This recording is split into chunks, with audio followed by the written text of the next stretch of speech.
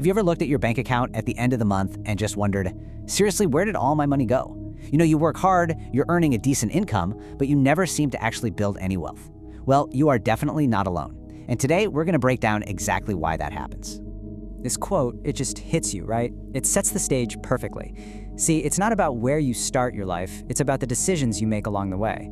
Dying poor isn't really a failure of income, it's a failure of strategy.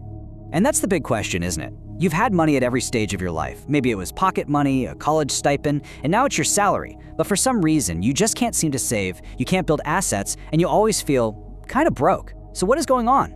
Well, here's the truth. The problem isn't the size of your paycheck. Nope, it's what you do with it. The real issue is happening right up here, inside your brain. It's rooted in your identity and in the hundreds of tiny little decisions that identity makes for you every single day.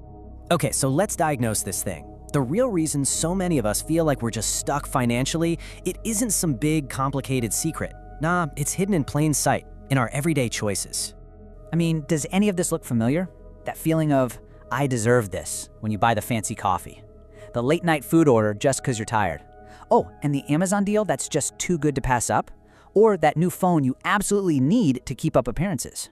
These are the small, seemingly harmless decisions that keep you running on a financial treadmill. All those little traps, they're really just symptoms of one massive issue. Think of your finances like a big container for water.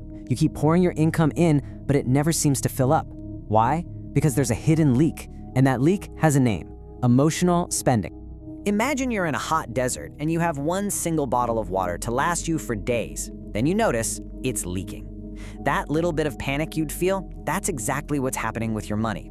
Emotional spending is when you buy stuff not because you need it, but to manage your feelings, to get a quick hit of relief or a little dose of happiness.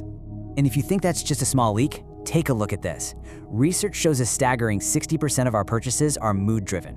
60%. That means more than half the time, our feelings are controlling our wallets, not our actual needs. So what's going on inside our brains to cause all this? Well, we're dealing with something called present bias. One part of our brain is just hardwired for instant gratification, that exciting short-term pleasure.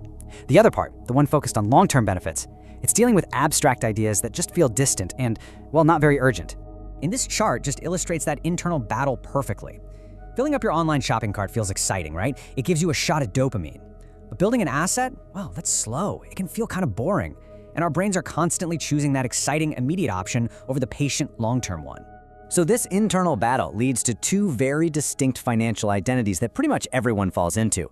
You're either a spender or you're a builder. And figuring out which one you are, that's the first real step toward making a change. Let's just break this down. When a spender gets their salary, the very first thought is, let's party, or time for that new gadget I wanted. They spend first, and then kind of hope to save whatever's left over at the end. A builder, on the other hand, thinks, how can I build my assets? They invest first, strategically, and then they live on what remains. It's a fundamental, game-changing difference in priorities. This line, it's everything. Wealth isn't about what you buy, it's about what you build. Spenders are consumers, builders are owners. And that single shift in your mindset, from consumption to creation, that is the secret to getting ahead.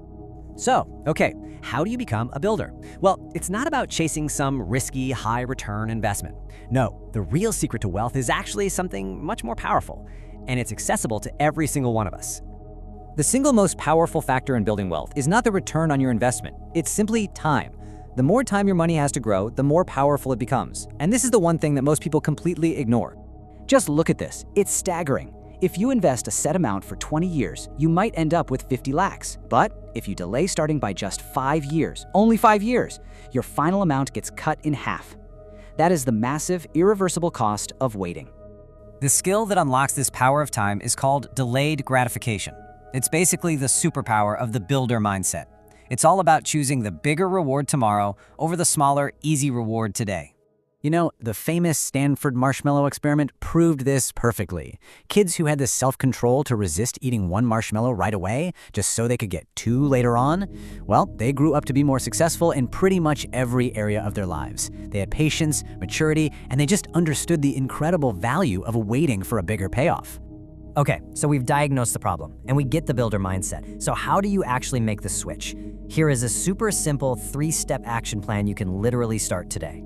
Here it is, 3 simple steps. First, just observe. For 1 month, write down every single expense and just notice the why behind it. No judgment. Awareness is always the first step to control. Second, pay yourself first. Before you pay bills, before you buy anything, automatically invest 5 to 10% of your income. Lock it in. And third, create a pause. Before you click buy, just ask yourself that one powerful question. And that really brings us to the most important takeaway of all. Look, you could double your income tomorrow, but if you're still a spender, you'll just be a spender with more stuff. True financial freedom doesn't come from a bigger paycheck. It comes from this identity shift, from becoming a builder. And that's really what I want to leave you with. As you go about your day, think about the very next thing you're about to buy, whether it's a coffee, a shirt, or a subscription. Ask yourself this one question, because the answer, it's going to tell you everything you need to know about the future you're creating.